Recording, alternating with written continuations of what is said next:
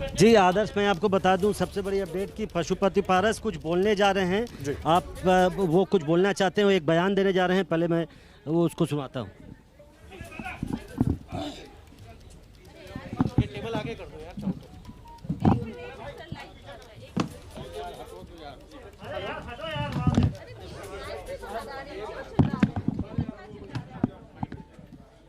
चलिए पीछे हटिए, पीछे हटिए, दूर बताइए। एक सेकंड भाई, चुप हो जाइए। क्या चुप हो जाओ, क्या पूछना चाहते हैं? सर, आप लोगों ने चिट्ठी में क्या लिखा है स्पीकर को? सबसे देखिए, ये जो कल का फैसला हुआ है, ये मजबूरी का फैसला है। हम पासवान जी के छोटे भाई हैं। हम 3 भाई थे। तीनों भाई में हम लोगों का अटूट प्यार था। ये दुनिया जानती है, कम से कम देश के लोग जानते हैं कि महाभारत भी हमारे तीनों भाई के प्रेम के सामने में खेल था। 28 नवंबर 2000 ईस्वी में लोक जनशक्ति पार्टी का माननीय स्वर्गीय रामविलास पासवान जी के द्वारा गठन हुआ और तकरीबन 21 वर्ष पार्टी का गठन हुआ। 21 वर्ष का उम्र हुआ और बहुत अच्छे ढंग से पार्टी चल रही थी। कहीं कोई शिकवा शिकायत नहीं था। मेरा दुर्भाग्य कहिए कि हमारे बड़े भाई और छोटे भाई दोनों हमको छोड़ के चले गए। मैं अकेला महसूस कर रहा हूँ, मैं अकेला रह गया। पार्टी का बागडोर जिनके हाथ में गया, पार्टी के 99% कार्यकर्ता, सांसद, विधायक और जो हमारे पार्टी के समर्थक लोग थे, सभी लोगों की इच्छा थी कि हम 2014 में एनडीए गठबंधन के पार्ट बने और इस बार के भी विधानसभा चुनाव में हम एनडीए गठबंधन के पार्ट बने रहे। तो स्वर्गीय पासवान जी की अंतिम इच्छा थी कि देश के जो दलित है, गरीब है, मजदूर है, अक़लियत है, ऊंची जाति के जो गरीब लोग हैं, जो सामाजिक दृष्टिकोण से, आर्थिक दृष्टिकोण से, शैक्षणिक दृष्टिकोण से कमज़ोर हैं, उनके उत्थान की बात उन्होंने किया और उसी के माध्यम से उन्होंने दलित सेना का भी गठन किया और पार्टी का भी गठन किया। उनका सोच ये था, आज वो हमारे बीच में नहीं है। मैं चाहता हूँ उनकी वाणी वो अमर रहें। उनके द्वारा जो बनाया गया लोक जनशक्ति पार्टी है, वो पार्टी बिखर रही थी। कुछ असामाजिक तत्व आकर हमारे पार्टी में सेंध डाला और उसने 99% वर्कर की भावना को अनदेखी करते हुए गठबंधन को उसने तोड़ दिया। और गठबंधन तोड़ा भी तो दूसरे ढंग से तोड़ा। किसी से हम दोस्ती करेंगे, किसी से प्यार करेंगे, किसी से नफरत करेंगे। जिसका परिणाम ये हुआ कि बिहार में एनडीए गठबंधन कमज़ोर हुआ, लोक जनशक्ति पार्टी बिल्कुल समाप्ति के कगार पर चला गया। अब हमारे दल में 6 विधायक, 6 सांसद हम लोग हैं। 5 सांसद की इच्छा थी 6 महीना से कि हमारी पार्टी का अस्तित्व खत्म हो रहा है, इसलिए पार्टी को अब बचा लीजिए। तो मैं पार्टी तोड़ा नहीं हूँ, मैं पार्टी को बचाया हूँ और स्वर्गीय पासवान जी के आत्मा को शांति के लिए जब तक मैं जिंदा रहूँगा, लोक जनशक्ति पार्टी इस देश में जिंदा रहेगी और हम उसको बरकरार रखेंगे। गरीब, दलित, शोषित जितने भी समाज के लोग, गरीब तबके के लोग हैं, मैं उनकी सेवा करने के लिए 24 घंटा में तैयार हूँ। चिराग पासवान जी हमारे परिवार के, हमारे भतीजा भी हैं, हमारे पार्टी के राष्ट्रीय अध्यक्ष भी थे, अभी तक हैं। मुझको कोई आपत्ति नहीं है, दल में रहें, मुझको कोई आपत्ति नहीं है। मुझको चिराग पासवान से कोई शिकवा शिकायत नहीं है। मैंने स्वयं आपको कहा कि मैं पार्टी तोड़ा नहीं हूँ। पार्टी ओरिजिनल पार्टी लोक जनशक्ति पार्टी है, ये लोक जनशक्ति पार्टी रहेगी, उसमें चिराग पासवान जी आगे रहें। और मैं तो आज के इस माध्यम से पूरे बिहार और पूरे देश के लोगों से आग्रह करता हूं कि जो लोग भी किसी कारणवश नाराज़ होकर हमारे पार्टी से चले गए हैं, मैं सभी लोगों से माफ़ी मांगता हूं और सभी लोगों से आग्रह करता हूं कि वो लोग आए हमारे पार्टी में सहयोग करें, पार्टी की सदस्यता ग्रहण करें और जैसे पार्टी चलती थी पासवान जी के समय में, वैसे पार्टी दिन प्रतिदिन आगे बढ़े। आप लोग चुनाव आयोग को भी चिट्ठी लिखेंगे? चुनाव आयोग को वो एक आदमी बोलिए तो हम जवाब देंगे, 10 को बोलिए हमें जवाब देंगे। वो एक स्पीकर साहब को मैंने कल रात में 8:30 बजे 5 सांसद हम लोग सशरीर जा करके उपस्थित होकर मैंने उनको कागज दे दिया। जब अब वो ऑर्डर देंगे, बुलाएंगे तो हम जाएंगे। तो पार्टी के अध्यक्ष भी हाजिर रहेंगे कि लोकसभा में? वो तो भविष्य की बात है। पहले तो लोकसभा में सदन का नेता तो बनने दीजिए, उसके बाद की बात होगी। आपने एक चीज आपने जेडीयू के नेता से मुलाकात की, ऐसी खबर आ रही है ललन सिंह मुलाकात। गलत बात है। जेडीयू में जा रहे हैं? नहीं भाई, 100% गलत है। चुनाव आयोग में हमारी पार्टी है, हमारी पार्टी रहेगी। लोक जनशक्ति पार्टी को चूंकि को मरवा नहीं है। लोक जनशक्ति पार्टी का संगठन पूरे देश में है और बिहार में हमारा संगठन काफ़ी मजबूत है। हमारा संगठन था, है और भविष्य में रहेगा।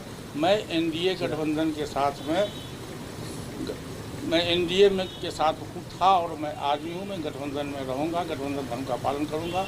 जहाँ तक बिहार सरकार की बात है तो हमारी जो सोच है, हमारा जो ये है, उसके मुताबिक मैं बिहार के मुख्यमंत्री श्री नीतीश कुमार जी को मैं अच्छा लीडर मानता हूँ, विकास पुरुष में मानता हूँ।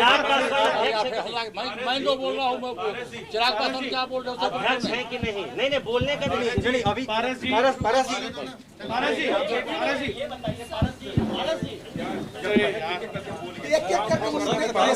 आप पूरी बातें वो रख रहे थे सामने, हालांकि बहुत खुलकर नहीं बोले, लेकिन जो कुछ बोले उसमें कई आरोप वो लगा गए कि असामाजिक तत्व हमारी पार्टी के भीतर आ गए हैं, जिन्होंने पार्टी का जो गठबंधन था उसको तोड़ दिया, किसी से दोस्ती किसी से प्यार की नीति अपनाई। ये तमाम चीजें हैं। 6 सांसद थे, जिनमें से 5 सांसद हमेशा चाहते थे कि कभी भी गठबंधन टूटे ना। नीतीश कुमार को मैं बहुत अच्छा लीडर मानता हूं, विकास पुरुष मानता हूं और एनडीए में ही हमारी पार्टी को रहना चाहिए, ऐसा भी उन्होंने कहा। और ये तमाम बातें कहकर वो आरोप लगाते रहे और साफ तौर पर उन्होंने कहा कि लोकसभा स्पीकर से 5 सांसदों ने मिलकर बाकायदा उन्हें पत्र दे दिया है। प्रशांत, असामाजिक तत्वों ने गठबंधन तोड़ दिया, किसी से दोस्ती किसी से प्यार, इशारा साफ तौर पर कहां था ये? जी देखिए, बिल्कुल आदर्श, ये हम लोगों ने पूछना चाहा उनसे, लेकिन ये एक बड़ा आरोप लगाया उन्होंने कि असामाजिक तत्व घुस आए पार्टी के भीतर और उन्होंने जो गठबंधन तोड़ा बिहार में, वो गठबंधन तो टूटा ही, लेकिन उसका पूरी जो प्रक्रिया थी उस पर भी उन्होंने सवाल उठाया। तो एक बड़ा आरोप लगाकर पशुपति पारस गए हैं।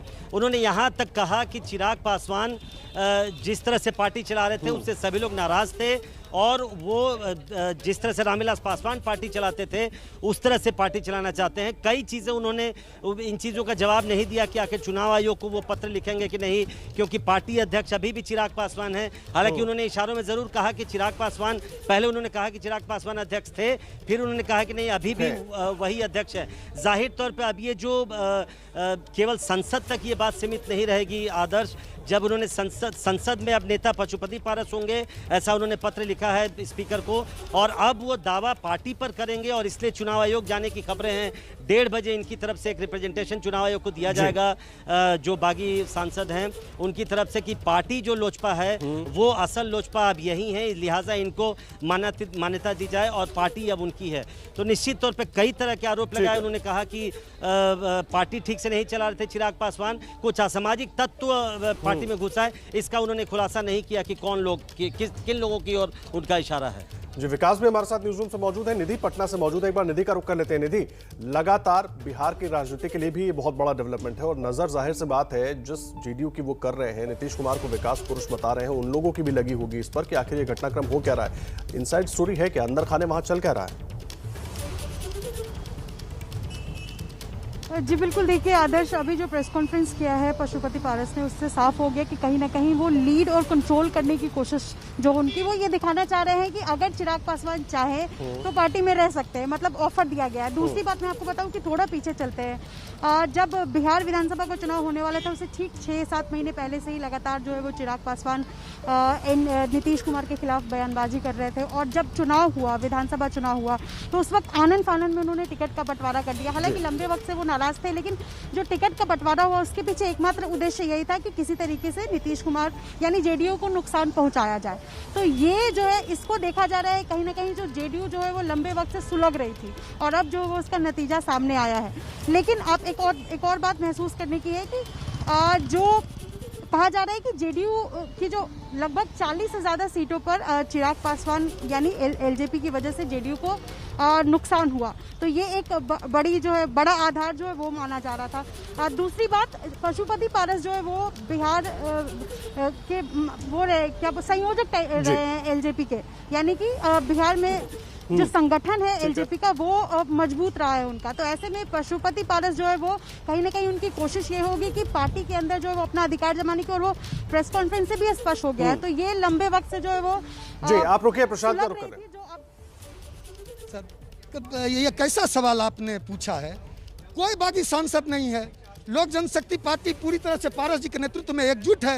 रामविलास पासवान ने जो पार्टी को सजाया था, संवारा था, बनाया था, तो जिस तरह चिराग पासवान जी की कार्यशैली थी, सारे लोग देश के नाराज थे। सारे देश में जितने भी प्रदेश के अध्यक्ष हैं, सभी लोग पारस जी को पूरा दबाव था कि पार्टी बिखर रही है, पार्टी टूट रही है, पार्टी को लोग छोड़ के जा रहे हैं। तो निश्चित रूप से पारस जी को सभी सांसदों ने अपना नेता चुना है, सदन में नेता होंगे, और राष्ट्रीय अध्यक्ष भी हम लोग चाहेंगे कि पारस जी हों लोजपा का। चिराग पासवान का भविष्य क्या होगा? क्या वो राष्ट्रीय अध्यक्ष अभी हैं? पारस जी ने कहा कि अभी हैं, लेकिन निश्चित रूप से पारस जी अभी राष्ट्रीय अध्यक्ष हैं। अब आगे देखिए, सारे लोगों ने अभी, सारे देश के जो प्रदेश अध्यक्ष हैं, सारे कार्यकर्ता हैं, सारे नेता हैं, सब लोग की बैठक होगी और सर्वसम्मति से यह फैसला लिया। क्या जेडीयू में जाएंगे आप लोग? नहीं, लोजपा का अस्तित्व बरकरार रहेगा।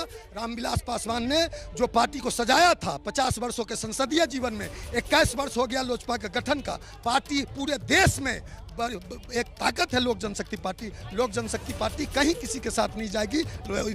लोजपा का अस्तित्व पहले से बरकरार है। तो आपने देखा, लोजपा के प्रवक्ता हैं ये श्रवण कुमार, जो पशुपति पारस के साथ हैं। उनका कहना है कि जिस तरह से चिराग पासवान पार्टी चला रहे थे, उससे नाराज थे पार्टी के लोग, और ये बिल्कुल इनका साफ कहना है कि जेडीयू में जाने का सवाल नहीं है।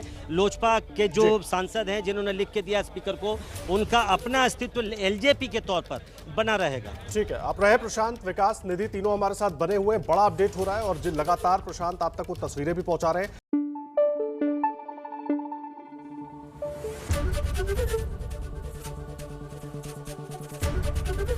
एबीपी न्यूज आपको रखे आगे।